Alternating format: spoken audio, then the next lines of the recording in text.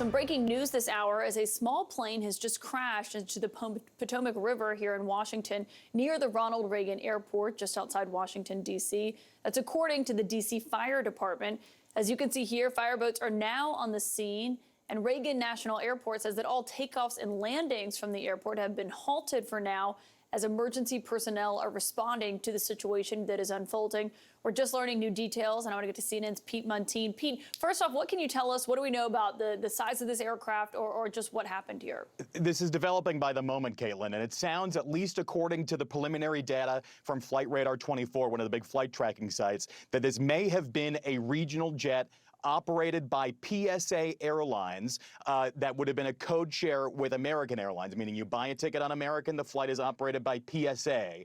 This flight was apparently on its way from Wichita, Kansas to DCA, Reagan National Airport, just over the DC line in Virginia. Apparently about 8:48 Eastern Standard Time is when this flight was scheduled to arrive, according to the latest flight tracking data. And apparently there was some sort of incident. You can see in the live image there. This is from our D.C. Bureau in Northeast D.C., looking across the Potomac River, so looking essentially southwest towards Reagan National Airport. All of the flashing lights of the police response and also the D.C. fire boats there in the Potomac River.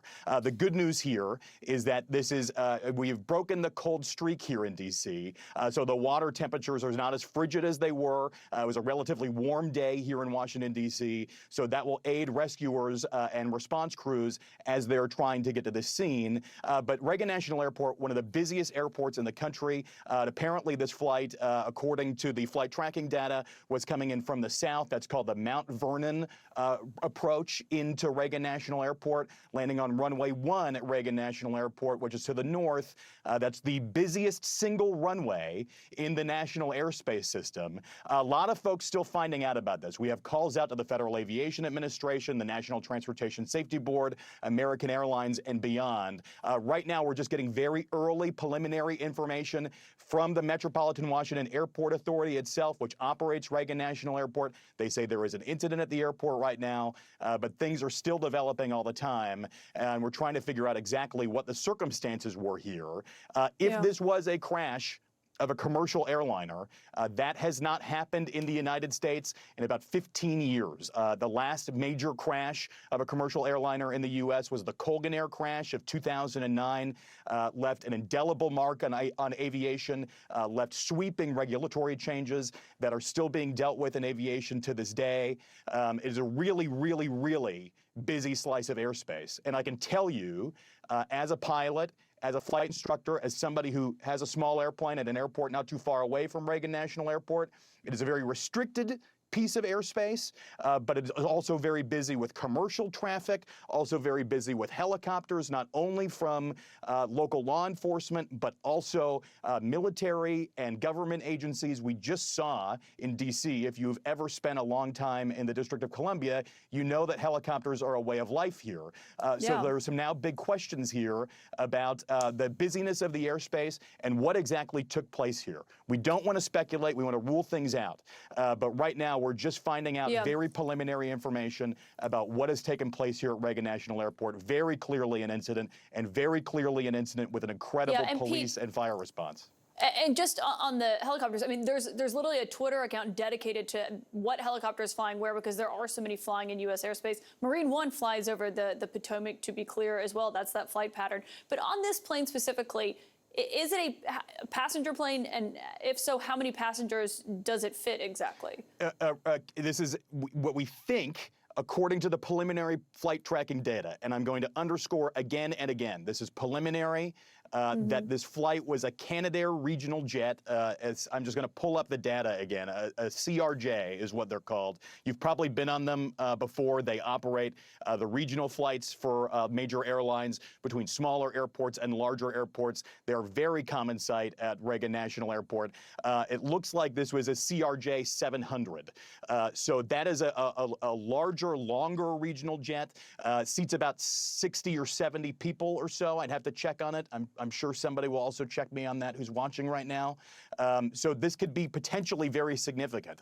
And if this involves, indeed, a commercial flight, and that's what the preliminary flight tracking data says, that this flight was on approach into Reagan National Airport, approaching from the south to the north on the Mount Vernon approach, initially landing on runway 1, and then potentially, according to the flight data, did a swing around maneuver where they sort of swing over the Maryland side of the Potomac and then line up with a northwesterly runway called runway 33.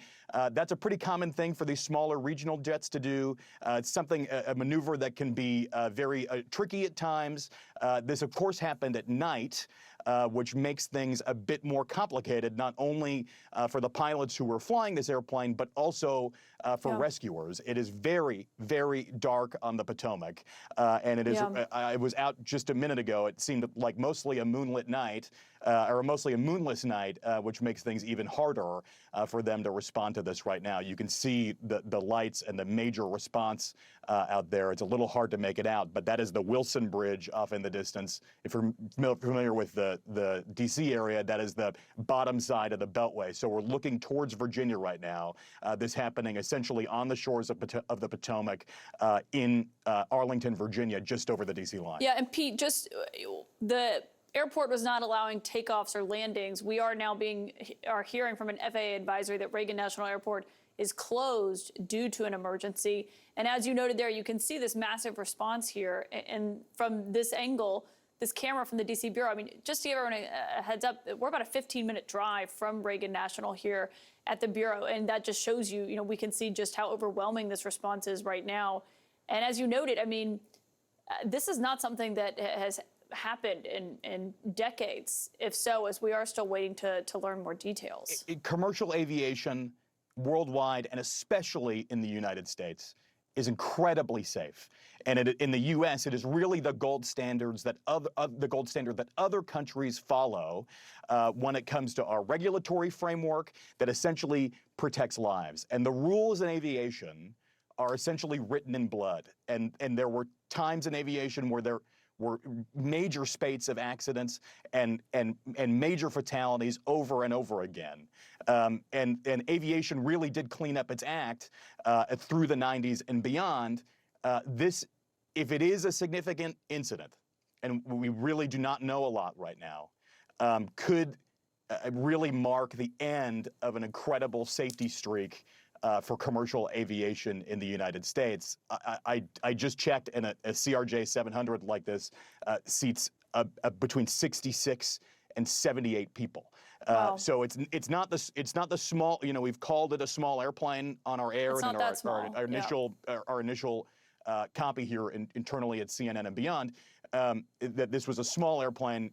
Small is very relative. This is not involving a Cessna. This is not a Piper. This is not a Beechcraft. This is not a Cirrus. This is something this is a real bona fide airliner, and it's likely one that you and I and folks at home have been on, especially connecting smaller, busier airports, metropolitan airports like DCA, like Reagan National Airport, to larger hubs. It appears from at least the early data from Flight Radar 24 that this was a flight from Wichita, Kansas, here into Reagan National Airport, and was slated to arrive around 8:48 this evening. What we are told is that this crashed just in the Potomac River, not on the runway or right outside the airport. I mean, they're obviously very close. You fly over the river when you're landing at Reagan National, but the plane has actually crashed in the river, we believe.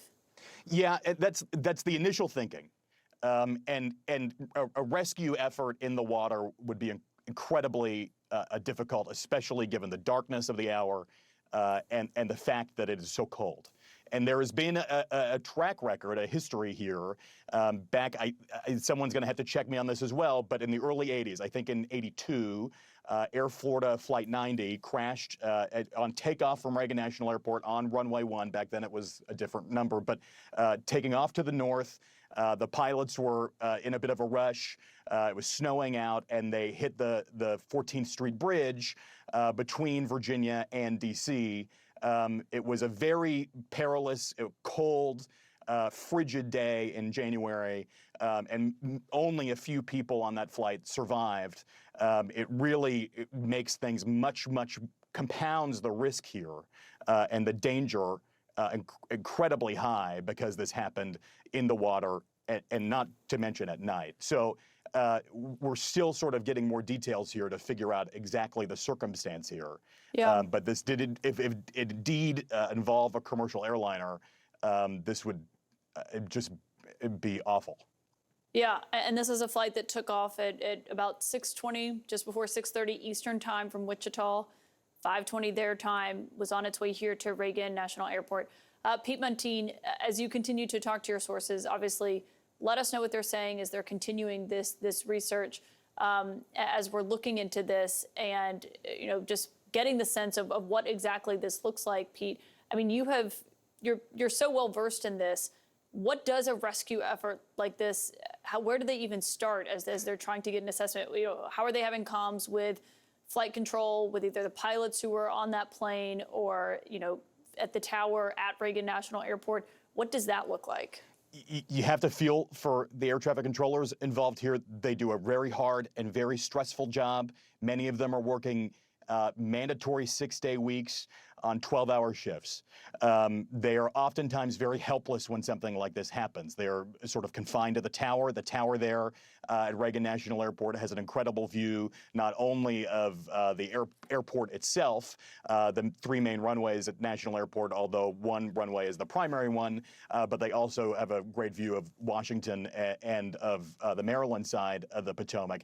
The response here, and I spoke with Noah Gray at DC Fire. He was on his way to a fire boat that DC Fire has simply for things like this. There are occasionally boats stationed as part of the response plan, and a commercial airport like Reagan National Airport has a practiced and well-equipped crash fire rescue team specifically in place to respond to a major air incident.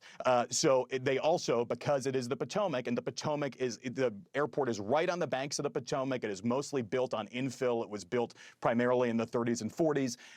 It is right there on the Potomac. They have to have this as part of the response. Not every airport has that. It's really not necessary for an airport that is inland. Reagan National Airport is a very, very unique case. And so to be able to go out into the water, especially in a way inspired by the Air Florida crash back in the 80s, that is something that is so unique and so significant here. This is now a live image.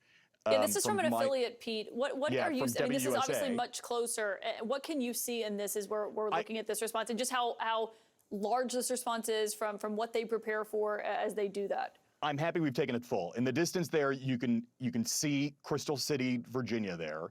Of course, the red and white flashing lights. I can see the yellow fire truck at about the 2/3 position of your screen, about 1/3 from screen right. That's likely one of the foam trucks that is used by the Metropolitan Washington Airport Authority specifically for crash fire rescue. I've met some of these firefighters. They do incredible work. They have fire boats there, and I think if you see sort of in the center of the screen, you can see the reflection of the Potomac there. This is looking westbound from the Maryland side. You can see the reflection there. The camera's moving a little bit, but that little opening that's light, that looks like it is one of the response boat pens or docks where they keep the boats for specifically potentially an incident like this. This is an incredible response. This is not the type of response you see when somebody is sick on an airplane. This is not the type of response that you see when there is even an engine fire or some incident where an airplane slides off the runway. This shows to me that there is something extremely significant happening here at Reagan National Airport. And it seems like there's probably never, ever been an emergency response like this at the airport in modern times. I mean, this is it really something else. Pete Muntean is back with me. Pete, what have you learned? I have this statement now, a bombshell statement really from the Federal Aviation Administration. I'm going to read it to you verbatim. PSA Airlines Bombardier CRJ-700 regional jet collided in midair with a Sikorsky H-60 helicopter, that's a Black Hawk, while on approach to runway 33 at Reagan National Airport around 9 p.m. local time. PSA was operating Flight 5342 for American Airlines. It departed Wichita, Kansas. FAA will investigate. NTSB will investigate. NTSB will lead the investigation, the FAA says, and the FAA says it'll provide more information as it comes in. The huge news here, not only was this a crash involving a commercial flight, this flight 5342 from Wichita, Kansas to Reagan National Airport, but that this was a midair collision with a helicopter. This was a midair collision not with any helicopter. This was a midair collision with a H-60, which is more colloquially known as the Black Hawk helicopter. The approach, I'm stumbling over my words here because this is just so staggering that there is a midair collision involving a commercial airliner. Commercial flights are equipped for ages with a system called TCAS, Traffic Collision Avoidance System. It tells the pilots in the cockpit how to avoid other airplanes nearby. It is a system that came about because of midair collisions with commercial airliners and small general aviation aircraft, commercial airliners, and helicopters. It tells the pilots, there's traffic ahead of you, climb now, descend now. This would be an incredible lining up of the holes in the Swiss cheese, which is the saying in aviation, the gaps in the safety chain in aviation that this happened. And now investigators have an incredible amount of work cut out for them to figure out how a commercial airliner in the United States in 2025, when the pilots are incredibly trained, the technology is incredibly sharp, collided with what is apparently a military or government helicopter. Nobody else uses the Black Hawk. Yeah. It is really something else. I'm just stunned. Initially, we had heard that this may have been a collision with the police helicopter, and what the FAA is laying out here is that is not the case. This was a midair collision between this commercial flight and a government or military helicopter. To put this in the context for you, Reagan National Airport is right across the river. On the Maryland side is Joint Base Anacostia Bolling. That is where the presidential helicopter fleet is based. You'll often see Marine One staged there, as well as the decoy helicopters that are part of the flight. When there is a presidential movement, you'll often also see Black Hawk helicopters there as well. I drive by it all the time. It's right on DC 295 if you're familiar with the Washington metro area. And I'm sure if you are, you've seen the helicopters overhead, the green military helicopters. We do not know who was operating this helicopter. We know who was operating the airliner, PSA Airlines, on behalf of American Airlines. We have seen, and you can see, this is actually a much better shot now because you can see the end of the runway there. This is now looking westbound from the Virginia side of the Potomac, looking west towards where Joint Base Anacostia Bolling is.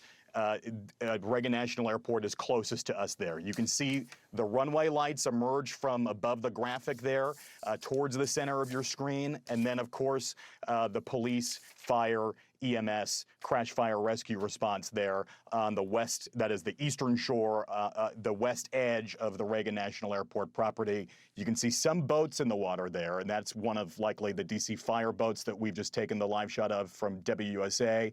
And there have been several helicopters. I just spoke to a source who is there on the south edge of the airport. And he tells me that there are multiple helicopters in the air, that they're apparently searching in the water with spotlights out, a flurry of activity, not only on the Virginia side of the Potomac where Reagan National Airport is, but also on the west side where Joint Base Anacostia Bolling is on the Maryland side. We can see now— Pete, can you see, this is CNN's camera showing this emergency response. I mean, those are the boats that more boats that they are presumably going to put in the water. I mean, just to put into plain terms, Pete, I mean, to say that a passenger plane has just collided with a Black Hawk helicopter over the Potomac, and we are seeing the size of this response, and they are still preparing to put more boats in the water. I mean, obviously, we want to wait to see what happens, but this has the potential to be an unthinkable tragedy. Yeah, I mean, a CRJ, a Canadair regional jet like this, holds about 70 people, and there's no confirmation of injuries or fatalities here. Of course, we hope and pray that that is not the case. If there is a midair collision, that is something that is so infrequently survivable and is one of the reasons why commercial aircraft in the U.S. are required to be equipped with anti-collision technology, and the pilots are required to follow the commands from that anti-collision technology. This is a response that is far and wide. It is not only in D.C. These are crews apparently from Fairfax County, which is 2 counties away, or a county away from Arlington County, where the airport is. So this is an incredible response to try and truly. You can also see helicopters in the air to make this a happy ending. One has to wonder if there is going to be any happy ending here. It is just so staggeringly sad. I mean, it is stunning news, and obviously we are praying for everyone who is involved here. Pete Muntean, I'm going to let you check in with your sources. Let us know when you're hearing more about this scene that we are watching unfold right now.